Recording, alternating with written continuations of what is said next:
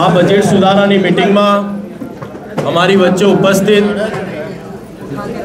અમદાવાદ શહેરના કોંગ્રેસ પાર્ટીના બધા કોર્પોરેટરશ્રીઓ તથા મીડિયાના મારા બધા મિત્રો, સાથીઓ, ભારતીય જનતા પાર્ટી દ્વારા સુધારા સાથેના 15,502 કરોડના બજેટ રજૂ કરવામાં આવ્યું. તેમાં કોંગ્રેસ પક્ષ તરફથી સુધારા મૂકવા તમારી સમક્ષ અમે લોકો ઉપસ્થિત થયા છે. હું સમજું છું કે આ વર્ષ ભારતીય જનતા પાર્ટી દ્વારા જે બજેટ રજૂ કરવામાં આવ્યું તે તેઓનો અંતિમ બજેટ હશે. પાછલા 20 વર્ષથી શાસન કરી રહેલ ભારતીય જનતા પાર્ટીના અંતિમ 5 વર્ષ સૌથી ભ્રષ્ટાચારી અને પ્રજા માટે સૌથી કપરા રહ્યા હતા. તારીખ 1/7/1950ના રોજ અમદાવાદ મ્યુનિસિપલ કોર્પોરેશનની રચના કરવામાં આવી. અમદાવાદ મ્યુનિસિપલ કોર્પોરેશનને 2025માં 75મો વર્ષ થવાનું છે. એટલે કે આ વર્ષ અમદાવાદ મ્યુનિસિપલ કોર્પોરેશનનો ડાયમંડ જુબલી બજેટ રજૂ થયું જોઈતું હતું, પરંતુ ભારતીય જનતા પાર્ટી દ્વારા પ્રજાને કોઈ લાભ આપવામાં આવ્યો નથી. જ્યારે કે જનતાના ટેક્સના પૈસા બજેટ બનાવવામાં આવે છે, પરંતુ તેમનો હિસાબ નથી મળતો. નવાઈની વાત તો એ છે કે પાછલા વર્ષના ઓડિટમાં 7,000થી વધુ વાંધાઓ નિકાલ કરવામાં આવ્યું નથી અને ફરીથી નવે બજેટ મૂકવામાં આવ્યું છે. પ્રાથમિક સુવિધાની વાત કરું તો પાછલા વર્ષ રોડ પાછળ 2,130 કરોડ અને 5 વર્ષમાં 5,870 કરોડના રોડ બનાવવાના દાવા કરવામાં આવ્યા, પરંતુ બધાને ખબર છે કે શહેરમાં 1 ઇંચ વરસાદમાં આખા અમદાવાદમાં ખાડાના સામ્રાજ્ય જોવા મળ્યા છે. વોર્ડ દીઠ 2 વ્હાઇટ ટોપિંગ રોડ બનાવવાના વાયદા કરવામાં આવ્યા હતા, જે 48 વોર્ડમાં 96 રોડ બનાવવાના હતા, પરંતુ 50 પણ રોડ બનાવ્યા નથી. જે વ્હાઇટ ટોપિંગ રોડ બનાવવામાં આવ્યા છે એ લેવલિંગના કારણે જનતા માટે માથાનો દુખાવો બની ગયો છે. સ્ટોમ વોટર લાઇનની વાત કરું તો અમદાવાદ શહેરમાં 3400 કિલોમીટરનો રોડ નેટવર્ક છે, પરંતુ ખૂબ જ દુઃખની વાત છે કે 20 વર્ષના શાસનમાં ભારતીય જનતા પાર્ટી દ્વારા ફક્ત 950 કિલોમીટર સ્ટોમ વોટર લાઇન નાખવામાં આવી છે. એટલે કે શહેરમાં 60% વિસ્તારમાં સ્ટોમ વોટર લાઇન નાખી શક્યા નથી, જેના કારણે અમદાવાદ શહેરમાં દર ચોમાસામાં જળબંબાકાર થઈ જાય છે. ડ્રેનેજની વાત કરું તો વર્ષ 2024-25ના વર્ષમાં 1235 કરોડના ડ્રેનેજના કામ કરવામાં આવ્યા હતા અને દાવા કરવામાં આવ્યા હતા. તેમ છતાં ફક્ત પાછલા 4 મહિનામાં જ ડ્રેનેજની 2 લાખથી વધુ ફરિયાદો અમદાવાદ શહેરની જનતા દ્વારા કરવામાં આવી છે. સાબરમતી નદીની વાત કરું, ભારતીય જનતા પાર્ટીના રાજમાં સાબરમતી નદી દેશની સૌથી પ્રદૂષિત નદીઓમાં બીજા સ્થાને આવી ગઈ છે. હાઈકોર્ટના આદેશ બાદ સ્ટેન્ડિંગ કમિટીમાં સાબરમતી શુદ્ધિકરણ માટે કરોડો રૂપિયાના કામો કરવામાં આવી રહ્યા છે, પરંતુ સાબરમતી નદી ક્યારે શુદ્ધ થશે તેની કોઈને ખબર નથી. વીએસ अस्पतालની વાત કરું તો અમદાવાદ શહેરની જનતા માટે જીવાદોરી સમાન વીએસ હોસ્પિટલ અમદાવાદ શહેર તથા ગુજરાતની સૌથી નામની ધરાવતી હોસ્પિટલ હતી, પરંતુ ભારતીય જનતા પાર્ટીએ ધીરે ધીરે બંધ કરવામાં આવી રહી છે. છેલ્લા 5 વર્ષમાં વીએસ હોસ્પિટલ માટે 988 કરોડનો બજેટ ફાળવવામાં આવ્યું હતું, પરંતુ બજેટનો કદ વધ્યું પરંતુ સેવાઓ તદ્દન ઘટતી ગઈ. ત્યારે વીએસ હોસ્પિટલ બિસ્માર અને ખંડર હાલતમાં છે.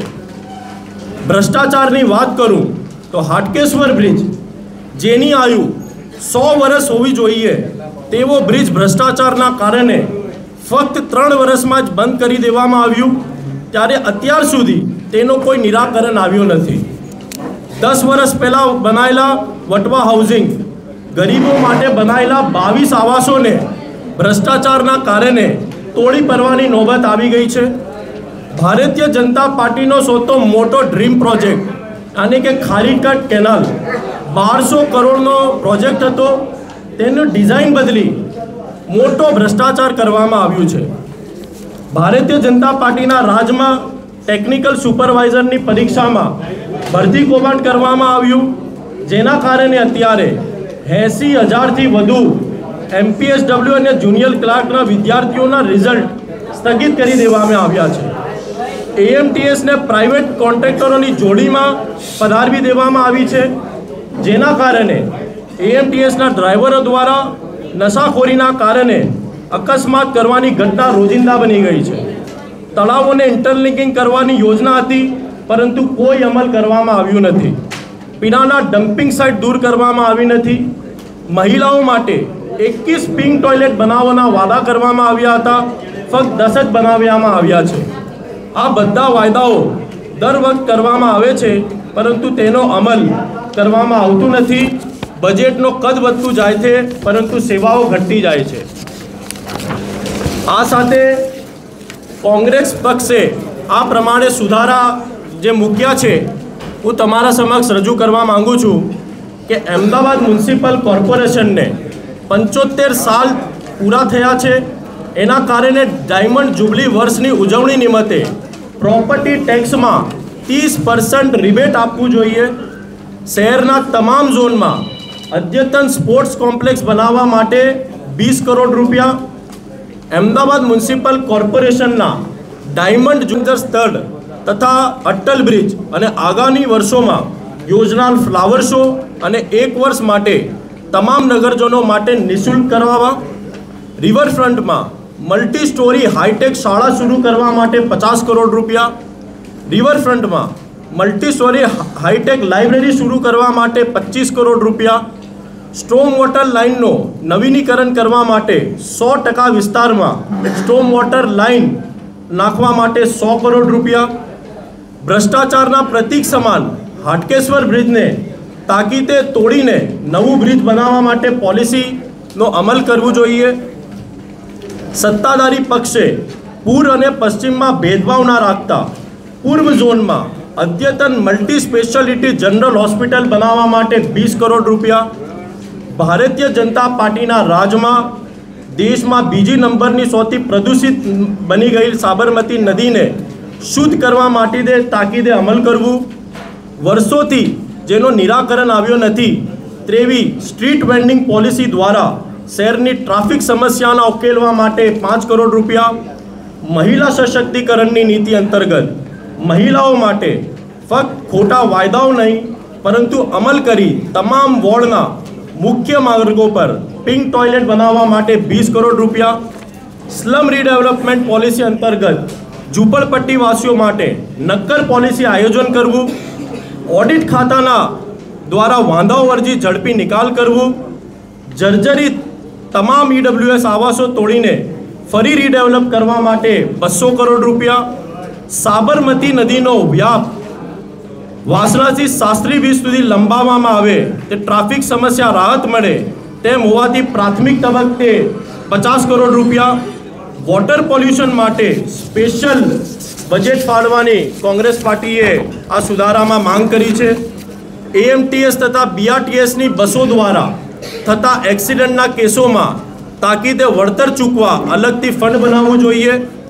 અમદાવાદ મ્યુનિસિપલ કોર્પોરેશન દ્વારા વિવિધ કામો માટે કોન્ટ્રાક્ટર પ્રથા દૂર કરી કાયમી કર્મચારીઓને નિમણૂક કરવી જોઈએ। અમદાવાદ શહેરને નશાખોરી મુક્ત બનાવવા માટે રિહેબ સેન્ટર બનાવવા માટે 3 કરોડ રૂપિયા, VS હોસ્પિટલનો નવીનીકરણ કરવા માટે ફરીથી કાર્યરત કરવું જોઈએ। નગર પ્રાથમિક શાળાના ધોરણ 5 થી 8ના વિદ્યાર્થીઓને આઈપેડ આપવા માટે 25 કરોડ રૂપિયા, નગર પ્રાથમિક શાળાના વિદ્યાર્થીઓને ફ્રૂટ વિતરણ કરવું જોઈએ। આ પ્રમાણે કોંગ્રેસ પક્ષ તરફથી મુખ્ય સુધારા રજૂ કરાયા છે અને બીજા જે સુધારા છે આપને આપેલ કોપીમાં છે। કોંગ્રેસ પક્ષ તરફથી 810 કરોડના સુધારા રજૂ કરવામાં આવ્યા છે, જે અમદાવાદ શહેરની જનતાના હિતમાં હોય શાસક પક્ષ તરફથી મંજૂર કરવામાં આવે હું મીડિયાના માધ્યમથી એ લોકોને વિનંતી કરું છું। આ સાથે આવનારા બજેટ સેશનમાં સ્કૂલ બોર્ડમાં અમારા સુધારા અને ટેકામાં જગદીશભાઈ રાઠોડ અને અકબરભાઈ ભટ્ટી બોલવાના છે।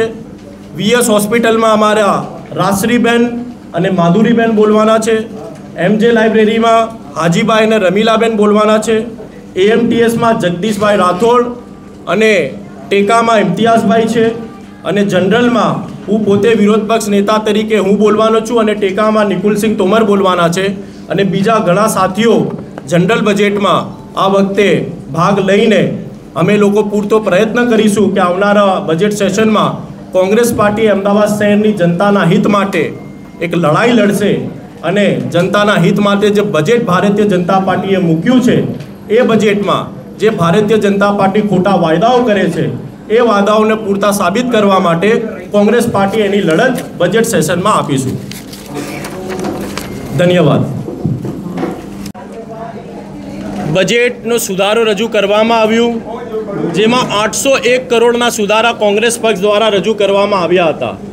ભારતીય જનતા પાર્ટી દ્વારા દર વર્ષે મોટા મોટા વાયદાઓ કરવામાં આવ્યા છે, પરંતુ એ પૂરતા વાયદાઓ ક્યારે પૂરા નથી થયા.